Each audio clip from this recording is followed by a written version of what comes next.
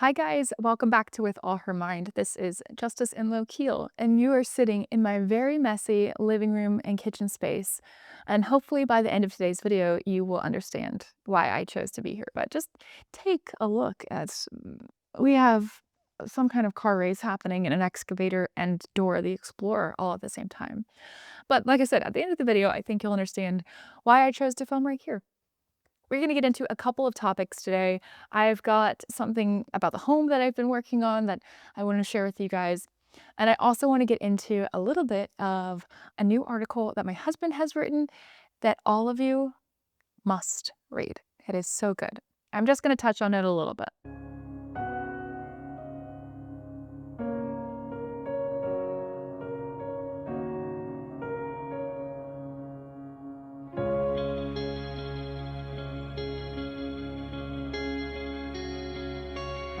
Do you ever find yourself lying awake at night, exhausted from another long day at the office, just lying there, wondering how long you can possibly keep up this pace?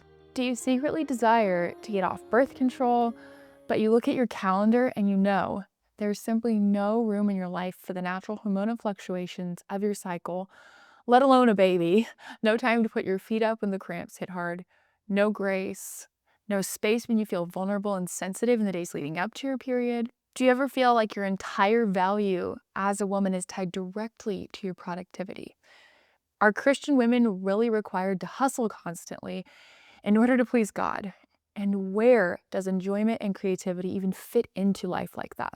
In a culture that celebrates the future is female and pushes call her daddy style advice that frames relationships as nothing but power negotiations and treats abortion as some kind of necessary requirement for women to succeed, the very idea of slowing down, of stepping back to care for a home, can feel completely alien, almost backward. These are the kinds of honest questions that come up again and again when we talk about the home and how the home relates to our careers, especially as women. A recent Instagram reel discussing these very ideas, shared by Pastor Landon Chase and his wife Ashley, has been causing quite a stir online, and honestly with good reason.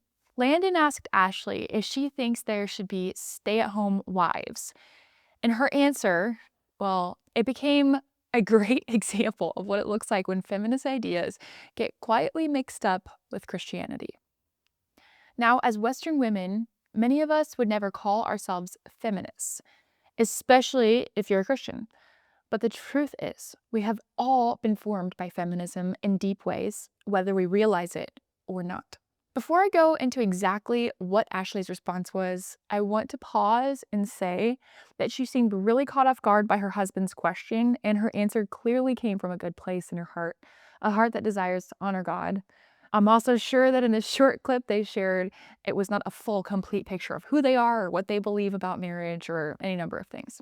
But here's the thing. When we don't intentionally distance ourselves from the feminist ways of seeing the world, we will simply repackage those same ideas using Christian language. And because this clip is making its rounds online, I believe a thoughtful response is warranted. Do you think that there should be stay-at-home wives? Wow, that's out of nowhere. No, I don't think so at all. I think that What I'm saying by stay-at-home wife is a wife that does not have children and no job, and all you do is stay at home. yeah, I just think about, and maybe I get this from my dad, but like I just think about standing before Jesus and trying to justify my life to him. And I don't think I could justify sitting around and being selfish for any period of time. One of my favorite pastors says that he wants to run into heaven like dog tired. Like he like barely crosses the finish line. He's so exhausted of just like, I did as much as I could. Like that's what I want to be able to tell Jesus. I believe that our job is so important on earth and our life is so short, and there's so much attack that comes against the church and Christianity that we have no excuse to sit and twiddle our thumbs. I don't know. Maybe you can make the argument that you're growing in certain ways internally and like, I don't know, you're doing your Devo time, hearing from the Lord, praying, whatever, that's great. But you can do all that and also like not be self-focused. Let's start by clearly defining the term stay-at-home wife. A stay-at-home wife is simply a wife who does not have a full-time job outside the home and who also does not have children. This could be before she's had kids, or this could be in the empty nester stage. Ashley was implicitly saying that unless you have children at home, you really ought to have a 9 to 5. And that choosing to be at home is basically the same as laziness or selfish pursuit. I have multiple issues with this perspective. Let's get into them. First, her perspective seems to assume that a wife at home is basically lazing about, doing nothing but caring for her own whims and pleasures. But if you think about it, if you're not outsourcing any of your home tasks, there is plenty of real work to do, even without children in the home. Second, this perspective completely forgets that many of the most excellent uses of a woman's time aren't technically a career or a 9 to 5. Margin in life, breathing room, actually gives women the time to do the things women have done for centuries. Let me say that again. For centuries. Using their free time to volunteer in their communities, in churches, to care for elderly neighbors, to make meals for friends going through hard times, to organize fundraisers for orphans, and countless other important, meaningful tasks. In the same way that in the human body, white blood cells are sent rushing to wherever there's a problem so they can bring healing, women often function in the same way in society. Wherever healing is needed, the white blood cells come rushing in. They aren't tied down to one narrow set of tasks, and therefore they're better able to serve wherever they are needed. I've seen this lived out countless times in the life of my own grandmother, who hasn't worked outside the home for as long as I've been alive, but I remember her always cooking a meal, wrapping a gift, or sending a card to someone who was going through a difficult time. Her gift of hospitality became a refuge for me, especially during my high school years when I was walking through seasons of depression and anxiety. I always knew I could go to my grandparents' house and there would be a homemade meal waiting, an intentional conversation with no distraction of technology, and a cozy bed where I could rest. Her openness to the needs of others shaped me deeply as a woman, and I watched it shape countless other lives around her. My mother is the same way. This kind of availability would have been nearly impossible if they'd had a high-pressure career, say at Goldman Sachs, with all the demands that come with that career. To assume a wife stays at home because she is lazy, rather than because there are truly important things happening at home, that assumption reveals just how much our home has lost its value in the postmodern world. We don't see the home as worthy of the dignity of our time and our sacrifice anymore, because so often the tasks of the home don't have a visible impact outside of four walls. We wash the dishes only for them to be dirty again. We cook a wholesome meal only for it to be eaten. We vacuum and dust only for more dust to settle right back on the same surfaces. Additionally, most of us modern women are severely underdeveloped in our homemaking skills. It will take many of us months or even years to become truly good homemakers. A whole generation of mothers went to outside jobs and the home was neglected, and that's left many of us without the firsthand experience of nourishing and cultivating this slice of heaven on earth that the Lord has entrusted to us. It is not a waste of time to learn and grow in homemaking before your children are born. In my first few years of marriage, I struggled greatly with keeping up around the house. I was always letting a load of laundry sour, forgetting to think about dinner until it was too late, or missing credit card bills. Thankfully, I found books and YouTube videos from women with personalities like mine, and that helped me build systems that actually worked for me. I had graduated college at the top of my class, served as president of the Honor Society, received award nominations, and had many accolades, but I had not been discipled in homemaking. I needed that time to grow into my role, and I needed to come to the deep understanding that home life matters to God, and it matters in His kingdom. This opportunity is simply not available for most women today because our economy has been so reshaped by feminist legislation. Women's income is now required in most families just to stay afloat. If we look back to the 1970s, when the big push began to move women into the workforce, the entire world adjusted to that new norm. It is now financially difficult or often impossible for most women to stay home with their children, let alone before or after their children are born. But when financial stability does not require a woman to work a 9 to 5, it is a mistake to say that a stay-at-home wife with no children isn't using her time in a meaningful way. We have to rediscover what humans knew long before modernity. The home is our most immediate sphere of influence. It is the very place where we first begin to bring the kingdom of heaven to earth, especially as women. No matter how big or how small or how fancy or how not fancy your home is, it is the place where we exercise the spiritual gift of hospitality. talks about this in Romans and in 1 Peter. Even the tiniest apartment can become a place where your visitors experience the love of God through your care, through the way you intentionally serve their needs and make them feel truly welcome. Your hospitality might look like a beautiful mahogany table set with china and crystal, or it might be a folding card table that you pull in and out of a closet with disposable plates. It is never about how fancy the space is. It is always about how much love and intentionality you pour into the person standing right in front of you. Hospitality can look like taking your friend's kids to the park for a few hours so she can breathe. It can look like volunteering in children's ministry at church, or giving a handmade gift to someone who feels invisible, or giving a home to a kid who's going off to college for the first time and needs family. Acts of hospitality don't have to be grand or perfect, but they do require you to have capacity and margin to step back and think of others.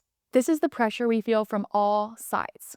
I often feel pressure that I have to have my home in perfect order before I let anyone inside.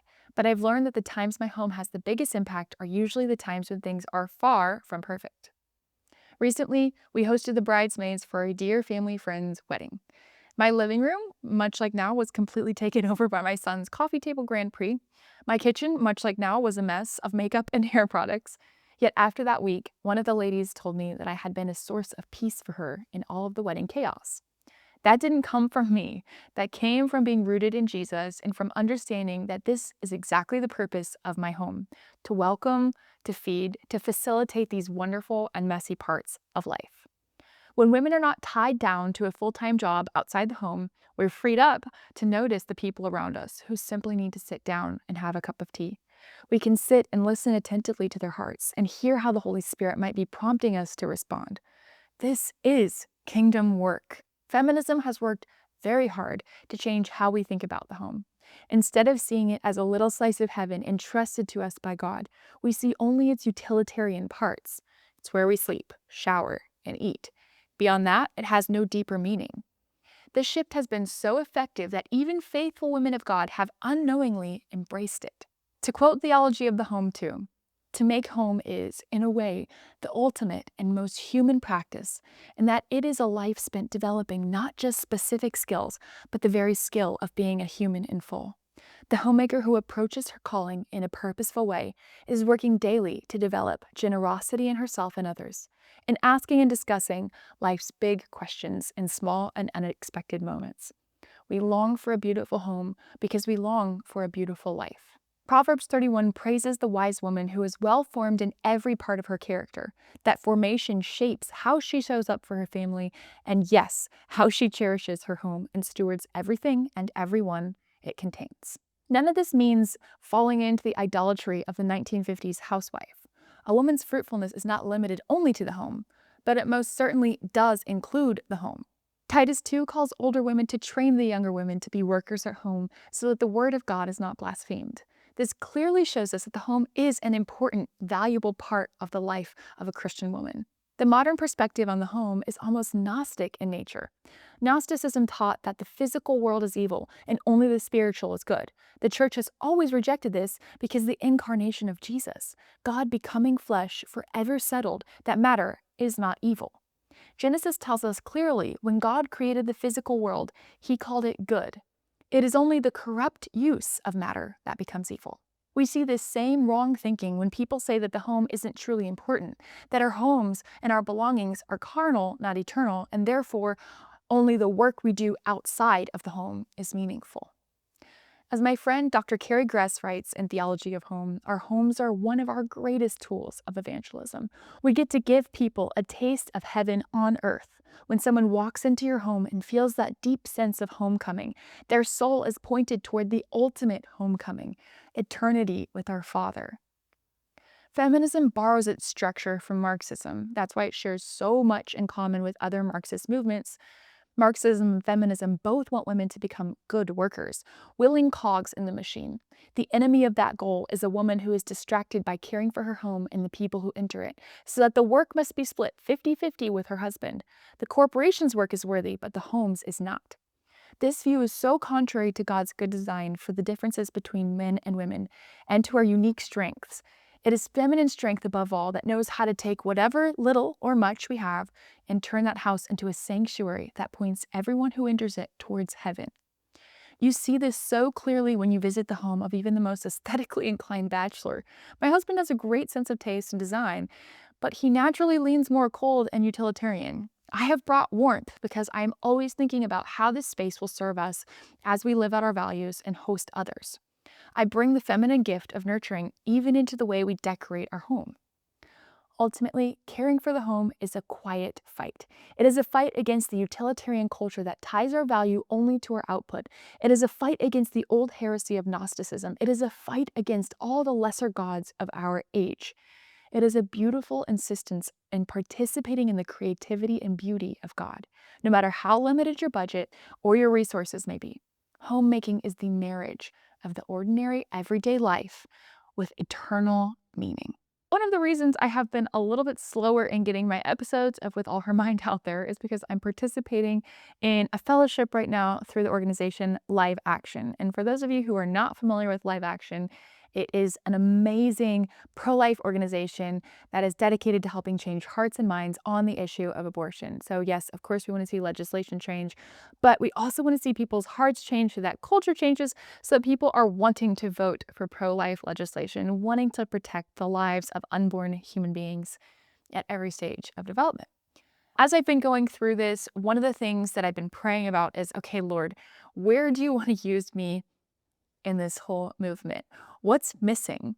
And one of the things that immediately stood out to me, felt like a God idea, was the idea that men are not involved enough with the pro-life cause. Statistically, we understand that when men are involved with abortion, they have a huge amount of sway as to whether a woman gets an abortion or not. So when there is coercion, she is much more likely, coercion by a man, much more likely to get an abortion. And if a man steps up and says, I'm going to help support you, she is much less likely to get an abortion. And this is why the majority of abortions take place for people who are unmarried. So that's a huge thing. My husband and I have been having these conversations for the last couple of months, and he felt inspired to write an article about this whole topic of men and male involvement in the pro-life cause, because he has been kind of apathetic about it. And I think it's really easy to do as Christians in general to forget that these are human beings that are being murdered. We have 73 million unborn human beings that are killed every single year, 73 million in the world. And around a million of those are happening in the United States, which is crazy. I also want to pause for a second and say that if you've been affected by abortion, the language that I'm using is probably painful and triggering in different ways, or it could be. And I just want to say that the Lord, He is a redeemer. He is a healer. He is a forgiver. He wants to take away shame. When there is repentance, He brings His healing. He brings His restoration to even the most painful of situations, like the death of an unborn human being. And so there is healing to be found in Him. And I'll put some resources down below of organizations that help post-abortive mothers and fathers recover from that process. Because if you are experiencing that, I just want you to know that there is hope and healing in the Lord. And back to my husband's article, I'm also going to share that in the description down below. But I really encourage you, whether you're a man or a woman, to read his article.